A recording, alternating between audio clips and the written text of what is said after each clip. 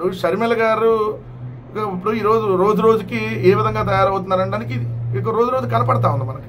ఇప్పుడు ఆమె చెప్తుంది షర్మిల గారు జగన్మోహన్ రెడ్డి గారు అంట ఇది దత్తపుత్రుడు అంట ఎవరికి, మోడీ గారికి. ఏం మాట్లాడుతున్నారు షర్మిల గారు? కనీసం మాట్లాడేటప్పుడు కనీసం కొద్దిగా ఇప్పుడు వాళ్ళు రాసిచ్చింది ఎట్లా పడితే అటు చదవద్దు. ఆల్రెడీ ఇప్పటికే మీరు ఆల్రెడీ బాగా చులకనైపోయారు. మిమ్మల్ని ఒక కమెడియన్గా చూస్తున్నారు. సో ఇలాంటివన్నీ రాస్తేనే కమెడియన్ కంటే ఇంకా దారుణంగా చూస్తారు. ఎవరు దత్తపుత్రుడు? పొత్తులు పెట్టుకుంది ఎవరు? పొత్తులు పెట్టుకున్న వాళ్ళు ఎవరు? వాళ్ళ మీద పోరాడుతున్న వాళ్ళు ఎవరు? ఆ మాత్రం కూడా తెలియకుండా రాస్తారా? అంటే వాళ్ళు రాసిచ్చేయడం, మీరు ట్వీట్ పెట్టేయడం, కనీసం చదువుకోవద్దా ఏం పెట్టారనేది? రేపొద్దున వాళ్ళు మీ తండ్రి గారిని తిట్టేస్తా కూడా పెట్టేస్తారు, కానీ అది కూడా పోస్ట్ చేసేస్తారు మీరు రేపొద్దున. మోడీ గారిని కాదు కదా మీరు అనాల్సింది. మోడీ గారితో పాటు మోడీ గారిని ఒక్కళ్ళే కాదు కదా, చంద్రబాబు నాయుడు, మరి పవన్ కళ్యాణ్, వీళ్ళందరూ ఈ కూటమిలో కదా. ఏం గాడిదలు కాస్తున్నారా? ఈ అమరావతిలోకి ఇంకా 44,000 ఎకరాలు అవసరమా అని చెప్పి వాళ్ళ కదా విమర్శించాల్సింది. మళ్ళీ చంద్రబాబు నాయుడిని పవన్ కళ్యాణ్ ఏమన్నారు మీరు? ఎందుకంటే అంటే వాళ్ళు ఊరుకోరు కదా, వాళ్ళ డైరెక్షన్లో కదా మీరు నడిచేది.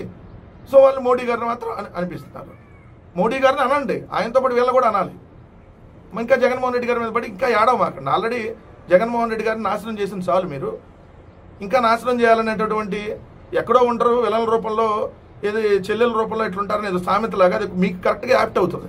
ఈనాడులో ఒక వార్త, మిరప రైతుకు మిగిలేది కన్నీరే, పెరిగిన పెట్టుబడులు ఎకరాకు 3 లక్షలు, ఉత్పత్తి వ్యయం క్వింటాలకు 15,000, దక్కేది 10,000 నుంచి 13,000 లోపు, ఎకరానికి 50,000కు పైగా మిర్చి రైతు నష్టపోతున్నాడు, ఆందోళనలో రైతులు.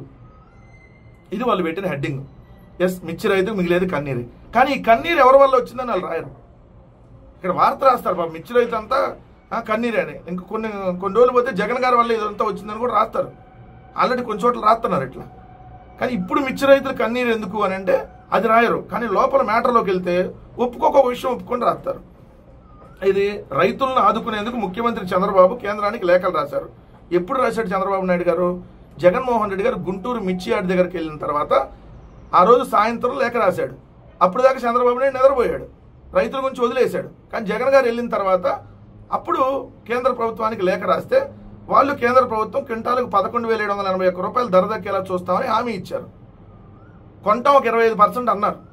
ఇది 100% మేము కొనగానే 25% కొంటాం అన్నారు.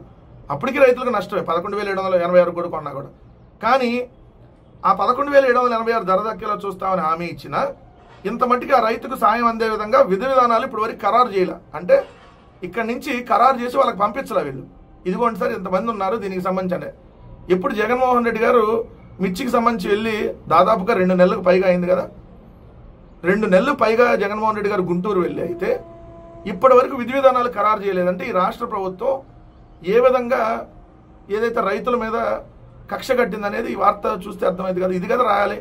మిరప రైతులకు మిగిలేది కన్నీరు కాదు, మిరప రైతులకి కన్నీరు మిగులుతున్నటువంటి కూటమి ప్రభుత్వం ఇప్పటి వరకు విధి విధానాలు ఖరారు చేయలేదు. కనీసం ఆ 11,000 కూడా కొనడానికి రాష్ట్ర ప్రభుత్వం కేంద్ర ప్రభుత్వానికి పంపించలేదు అనేది కదా వార్త రాయాల్సింది. ఇది రాయరు. ఏదో వీళ్ళు రైతుల మీద ప్రేమ చూపిస్తున్నట్టుగా ఒక వార్త రాసేసి దీన్ని మసిపూసి మారేకాయ చేసేటటువంటి ప్రయత్నం. ఈనాడులో హైదరాబాదు సంబంధించినటువంటి వార్త ఆంధ్రప్రదేశ్ ఎడిషన్లో వేశారు. ఇది హైదరాబాదుకు సంబంధించినటువంటి వార్త ఆంధ్రప్రదేశ్ ఎడిషన్లో వేసి స్థలాలు ఖరీదైన సాగుపైనే మక్కువ. హైదరాబాద్ నగరం హైతనగర్ సమీప కుంట్లూరులో రహదారిని ఆనుకొని ఉన్న స్థలాలు చాలా ఖరీదైపోయాయి. ఈ స్థలాలను కొనుగోలు చేసి కొందరు ఇల్లు విల్లాలు నిర్మించుకున్నారు. మరికొందరు మాత్రం భూముల విలువ కోట్లు పలుకుతున్నా వారసత్వంగా వచ్చిన వాటిని వదులుకోలేక వ్యవసాయంపై మక్కువతో వరి పంటను సాగు చేస్తున్నారు. దీంతో ఓవైపు ఇల్లు మరోవైపు పచ్చని పొలాలు ఇలా కనువిందు చేస్తున్నాయి. ఇది హైదరాబాద్కి సంబంధించి ఇది ఆంధ్ర పేపర్లో వేశారు ఈనాడులో. మరి అక్కడ రైతులు ఇది వాళ్ళు వ్యవసాయం మీద మక్కువతో కోట్ల రూపాయల ధరలు పలుకుతున్న వ్యవసాయమే చేసుకుంటున్నారు. ఓ పక్క పచ్చదనం కనపడుతుంది అని రాశారు కదా. మరి 3 పంటలు పండేటటువంటి భూముల్ని ఆల్రెడీ 35,000 ఎకరాలు తీసుకున్నారు. ఇంకొక 45,000 ఎకరాల సేకరణకి వాళ్ళే ఎగబడి వస్తున్నారంట. రైతులు బతిమలాడుతున్నారు, నారాయణ గారు వెంటబడుతున్నారు. పొద్దున్నే నిద్రలంగానే వాళ్ళ ఇంటి ముందు ఉంటున్నారు.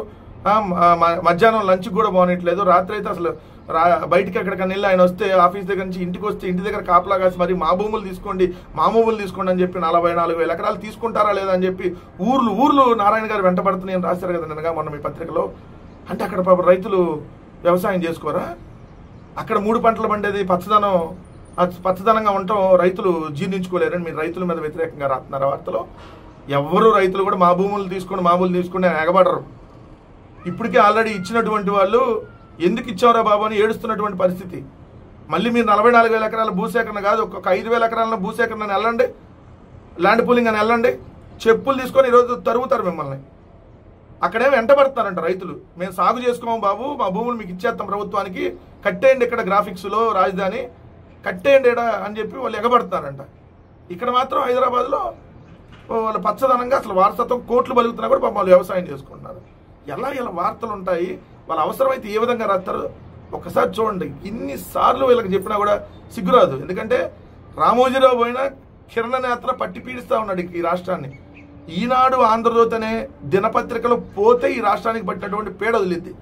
శాశ్వతంగా ఈ రాష్ట్రానికి పీడలాగా వీళ్ళు పీడలాగా పట్టి పీడిస్తూ ఉన్నారు ఈ విధంగా వార్తలు రాసి.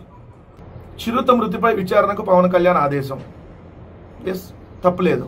చిరుత మృతి మీద మీరు విచారణకు ఆదేశించారు పవన్ కళ్యాణ్ గారు, ఓకే, అన్నమయ్య జిల్లాలో జరిగింది. మరి గోవుల మృతి మీద ఎందుకు స్పందించలేదు? మీరు సనాతన వేషం వేసుకొని ఈ మధ్య డ్రామాలు ఆడుతున్నారు కదా. మరి ఆల్రెడీ నిన్నే తిరుమల తిరుపతి దేవస్థానం ఇచ్చినటువంటి అఫీషియల్ లెక్కల ప్రకారమే ఈ ఏడాదిలో 191 గోవులు చనిపోయినాయి. మీరు అధికారంలోకి వచ్చినాక 156 గోవులు అఫీషియల్గా చనిపోయినాయి. మరి వాటి మీద ఎందుకు స్పందించలా? వాటి మీద విచారణ చేయాలని మీకు ఎందుకు అనిపించలా? అలానే మీరు అటవీ శాఖ మంత్రిగా ఉన్నారు కదా, కాశీనారాయణ క్షేత్రాన్ని కూలిస్తే ఇప్పటి వరకు మీ నోట్లోంచి మాట రాల. అసలు దాని మీద ఎవరు అడగొద్దని విలేకరులు కూడా ప్రెస్ మీట్ పెట్టినప్పుడు అడగొద్దని చెప్పారని విలేకరులు కూడా చెప్పుకుంటున్నారు. ఆ టాపిక్ మాత్రం ఎత్తొద్దు అని. అంత కక్ష ఎందుకు కాశీనారాయణ క్షేత్రం మీద? ఒక చిరుత చనిపోతే దాని మీద విచారణకు ఆదేశించారు. ఎస్, డెఫినెట్లీ దాన్ని ఎవరో కూడా తప్పుపట్టట్లా. కానీ తిరుమల గోశాలలో ఇంత అన్యాయం జరుగుతూ ఉంటే, గోమాతలు చనిపోతూ ఉంటే స్పందించరు.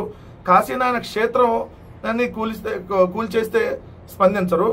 తిరుమలలో రోజు రోజుకి అపచారాలు జరిగిపోతూ ఉన్నాయి.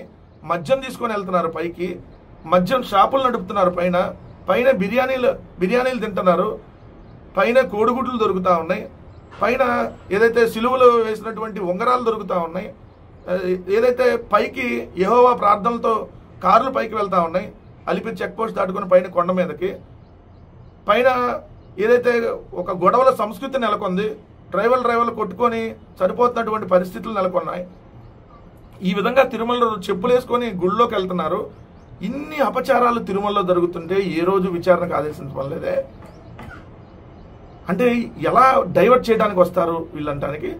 మరి వాటి మీద ఎందుకు నోరెత్తి స్పందించవు ఉపము?